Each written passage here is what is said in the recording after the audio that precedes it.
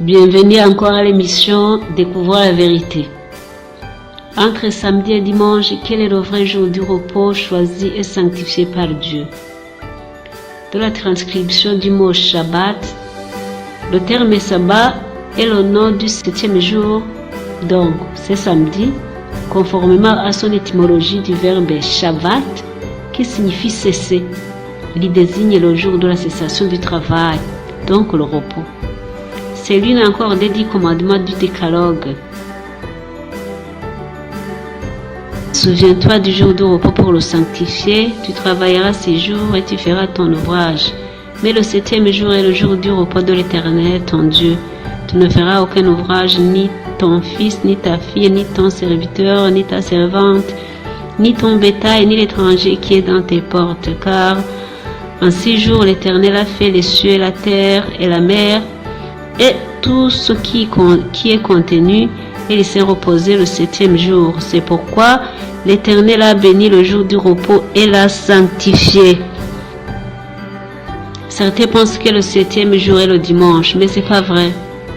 Au début de la création, les jours n'avaient pas de nom, sauf le septième jour que Dieu lui-même avait donné le nom de sabbat, et il a sanctifié. Vous allez lire ça dans Genèse au chapitre 2. Les Romains ont donné les jours et le nom de leurs idoles et ils les ont organisés selon un système élaboré d'heures planétaires dans lesquelles chaque heure du jour était régie par une divinité de la façon suivante. Le dieu Lunaès correspondait au jour de la lune. On donna ce jour lundi. Il y a le dieu soleil qui était vénéré au jour où on a donné le nom de Sunday ou dimanche. Le dieu Martis correspondait au jour de Mars, c'est mardi. Le dieu Mercury correspondait au jour de Mercure, c'est mercredi. Le dieu Jovis correspondait au jour de Jupiter, c'est jeudi. Le jour Vénéris correspondait au jour de Vénus, c'est vendredi. Le dieu Saturni correspondait au jour de Saturne et c'est samedi. Voilà d'où est venu alors le nom des jours. Donc dans la Bible, vous ne trouverez nulle part où il est écrit lundi, mardi, mercredi, jeudi, vendredi, samedi, dimanche, non. Ce sont des noms qui ont été donnés par les Romains en suivant leur divinité, les noms de leur Dieu. Bien que le mot samedi commence comme Saturne, il vient aussi du mot hébreu sabbat ou repos. En plus de la semaine, avec tous ces jours nommés et organisés par les hommes, le concept génial du jour du repos débute depuis la création au septième jour. Dieu l'a institué comme repos obligatoire et sanctifié par tout homme. Dieu savait que l'homme se fatiguera et risquerait d'oublier son Dieu créateur et il a institué le jour où on doit se reposer de nos activités, de nos business pour penser et se souvenir du Dieu créateur. C'est pourquoi il institua le jour de repos, non pas parce que lui-même était fatigué, parce que lui et Jésus ne se fatiguent jamais, même les anges ne se fatiguent jamais, mais il a institué pour l'homme parce qu'il savait qu'il se fatiguera. Il est le seul qui a été béni par Dieu et nommé par lui. Une question se pose. D'où est venue l'institution du dimanche?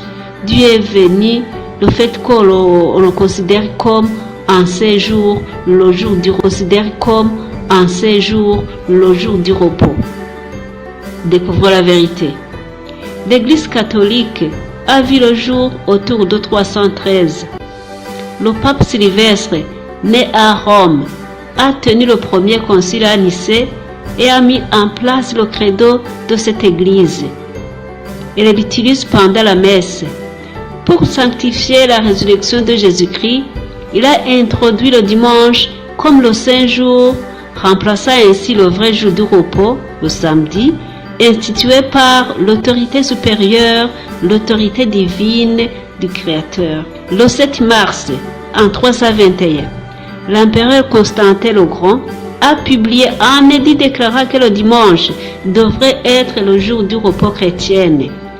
En ce jour, les païens vénéraient le dieu soleil, les magistrats et les personnes résidant dans les villes se reposaient et tous les ateliers étaient fermés. Mais les agriculteurs continuaient leurs activités. Cet édit maintenait l'équilibre délicat entre les principes religieux et le pragmatisme économique. Ce choix du dimanche, comme le jour du repos, avait beaucoup de sens politique et non religieux. Tous les chrétiens n'ont pas accueilli favorablement cet édit. Certains ont refusé. Ils ont continué à respecter le sabbat parce qu'ils savaient bien qu'il a été institué par Dieu au lieu de cette institution humaine. Ils ont été persécutés à cause de ce refus. Beaucoup ont perdu leur vie et d'autres se sont enfuis. Désormais, on appellera le dimanche le jour du Seigneur ou Dies Dominicus, d'où le nom de dimanche. C'est une institution purement papale et non divine. C'est une vérité. Malgré cette longue histoire, la loi de Dieu ne changera jamais. Dieu ne change pas et sa loi ne changera jamais parce que ça manifeste son caractère. Si Dieu ne change pas, sa loi aussi ne changera pas. Si on change sa loi, c'est-à-dire qu'on change son caractère, or personne n'a le droit de changer le caractère divin. Même celui qui essaiera ne le pourra. La loi divine du 4e commandement, qui est le saint repos, est sanctifiée par le Créateur dès la création. Elle restera intacte.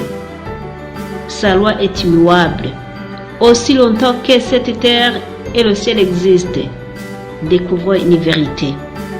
Ceux qui se reposent le dimanche, comme le jour du repos du Seigneur, sanctifient le jour d'une personne, sanctifient le jour de pape. C'est un repos papal. Le sabbat est le signe entre Dieu et les siens. Il renferme son titre créateur et son cachet. Vous allez lire dans Ézéchiel 22, verset 20.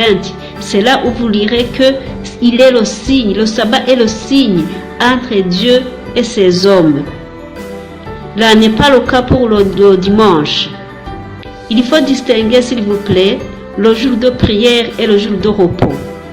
Tous les jours sont consacrés à la prière. On peut prier, on peut faire n'importe, on peut prier comme on veut et on peut faire tout travail, mais le jour du repos qui est le samedi, on prie et on se repose et on arrête de travailler. Il y a une grande différence entre le jour de prière et le jour de repos. Alors, quand dit la prophétie concernant le respect du vrai jour du sabbat au cours de ces derniers jours de l'histoire de ce monde, quand adviendra pour les gens qui vont se reposer le jour du repos, quand le pape aura institué obligatoirement que toute personne se croyant chrétien doit se reposer et sanctifier le jour du sabbat. C'est une vérité à découvrir.